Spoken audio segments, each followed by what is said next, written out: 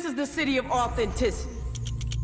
In Detroit, we go against the grain. Michigan cold, Motown soul with ice in our veins.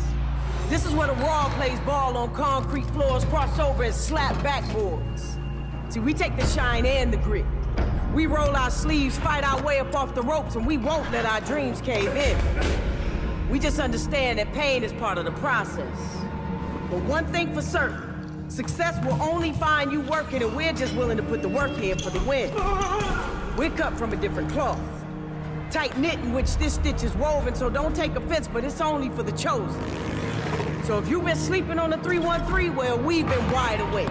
And in case you underestimate the purpose and the power of a piston, we press and eject energy out our competition. We hustle different. D-Up. Welcome back to J-Abdul Sports. And shout out to Mama Soul. I love that right there. The link to that video, We Hustle Different, will be in the description below. But I love that right there, man. I think maybe the Pistons need to go back to that. Go back to that mantra, we hustle different. I like that. It probably didn't fit back then, back in 2020, 2021, but it definitely fit this team now, you know. I like that better. I like that way better than the dirty dogs or nasty dogs or whatever it was Jenkins country ass was trying to say. I mean, I love you, Jenkins, but nah, we hustle different. This Detroit, we hustle different around here. But speaking of hustling different, let's talk about Isaiah Stewart. He definitely hustles different. Now, when most people think about Isaiah Stewart, this is probably the first thing that comes to mind. Jeremy Grant, Stewart and LeBron. Stewart is hot, and everybody's coming out now. Oh, this is ridiculous. He must have caught an elbow or something, but oh yeah, he's got a lot of blood streaming from the side of the eye. Look, here goes Stewart.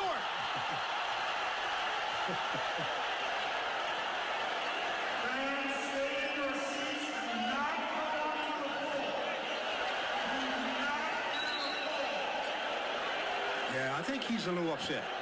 You've got coaches, you got security guys.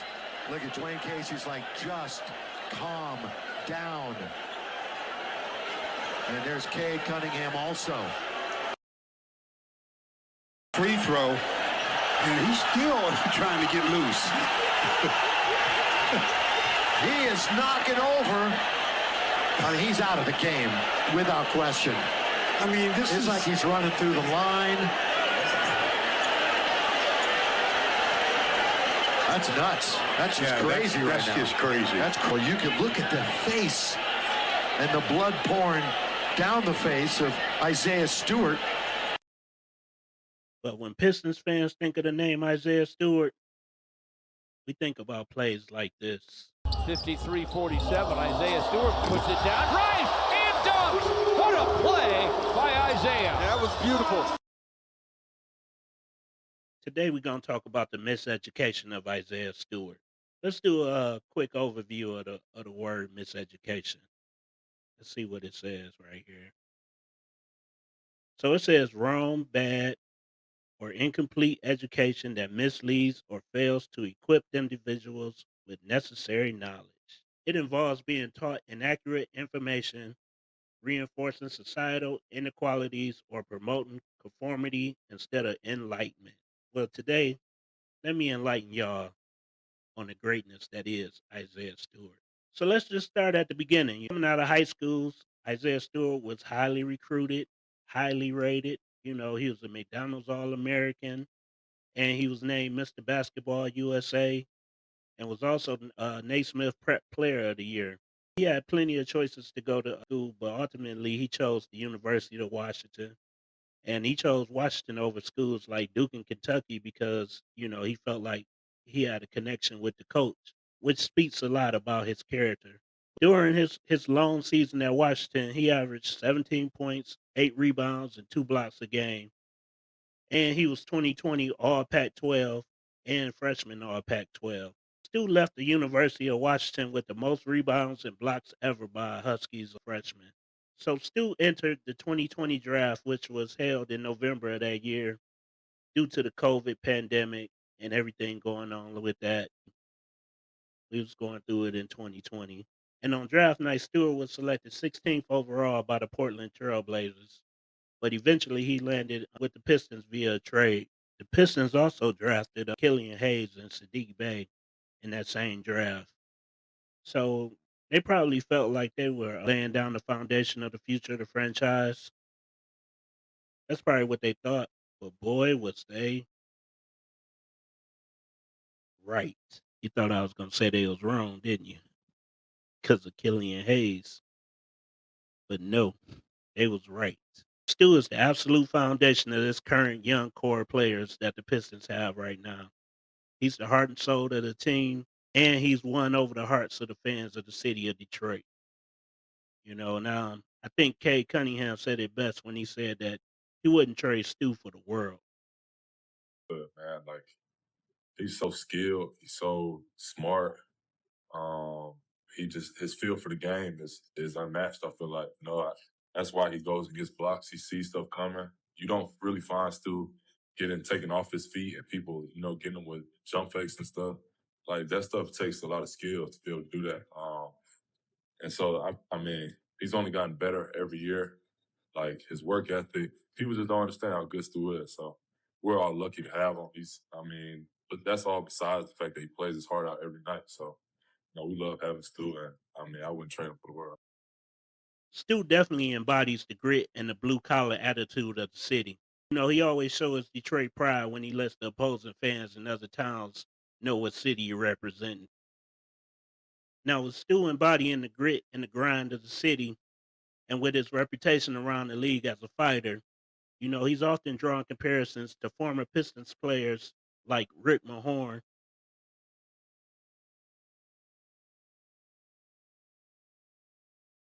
And now, late in the game, tempers flare morning and Lane Beer pushing and shoving, and some exchange blows there, both thrown out, and Bill with a salute. now I want to talk about Bill Laimbeer in particular for a minute. Laimbeer was another Piston player that had the reputation around the league of a guy that just wanted to fight and a guy that just played dirty all the time. But what a lot of people don't realize about Laimbeer is that he was a four-time All-Star and he led the league in rebounds in 1986.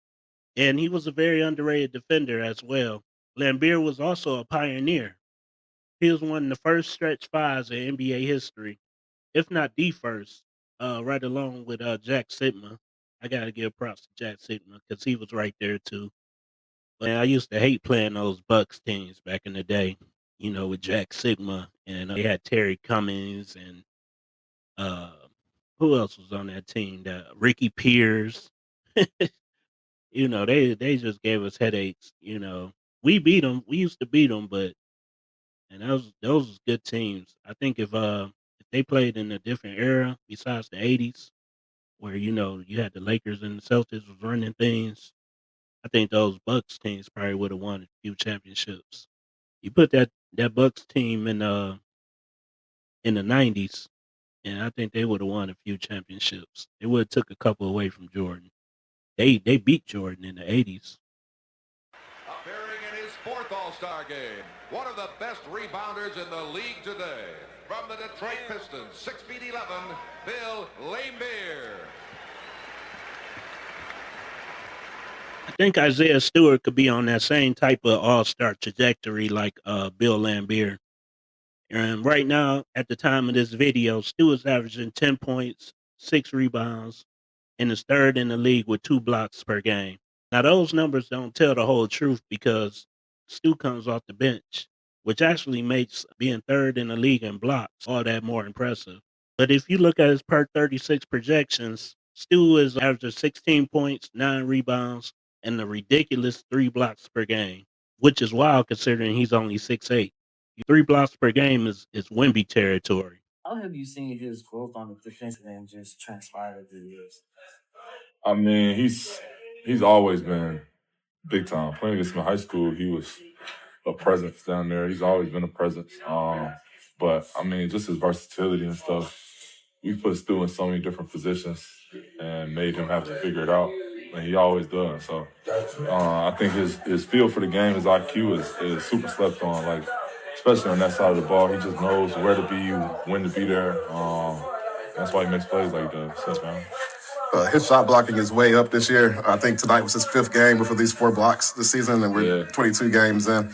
What growth have you seen from him there? And do you see more of an intentionality in how he's going for some of these blocks?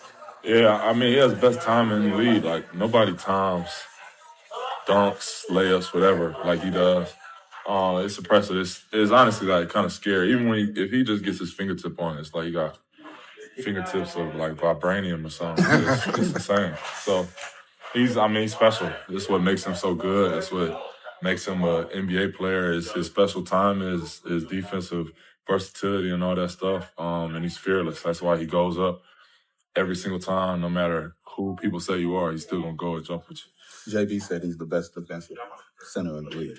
Yeah, he has to be. I mean, I think he's the best defensive player in the league.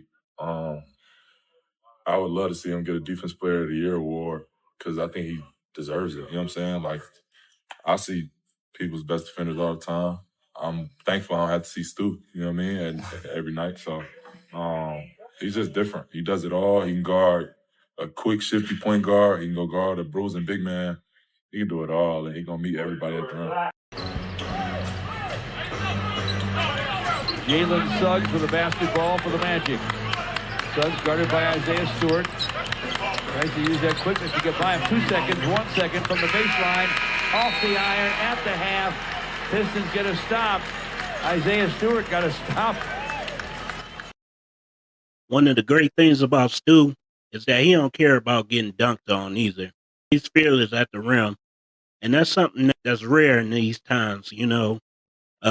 In these social media days where, you know, every highlight reel is posted on YouTube 5 minutes after it happened. Most guys today are afraid to be put on a poster.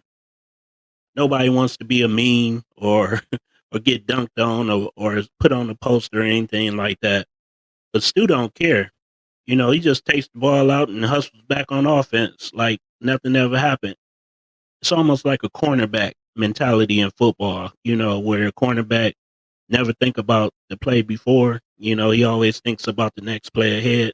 So if you get a touchdown thrown on you, you know, you just block that out your mind and go on with the next play. You know, that's rare for a rim protector like Stu is right now.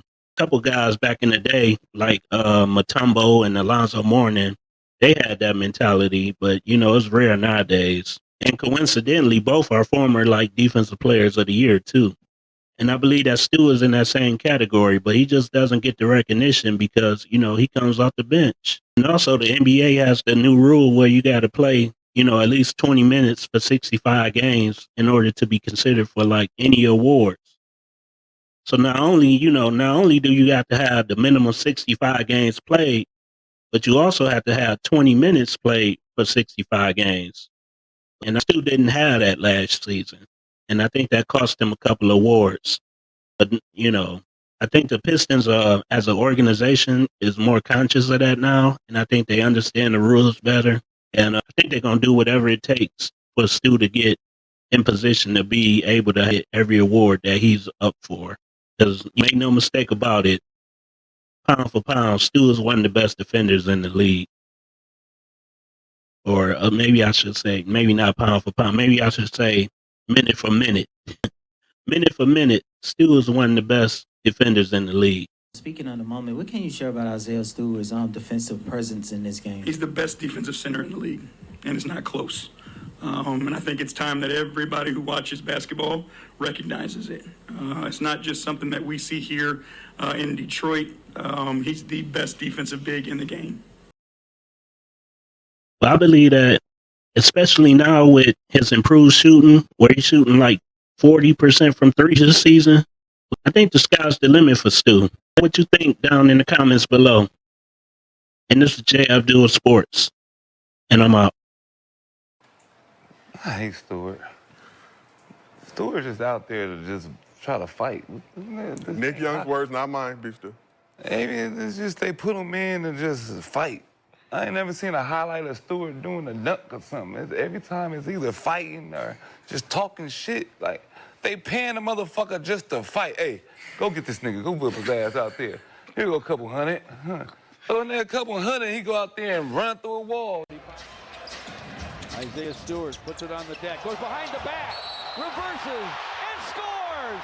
Count that baby and a foul! Wow, what a play by Stu!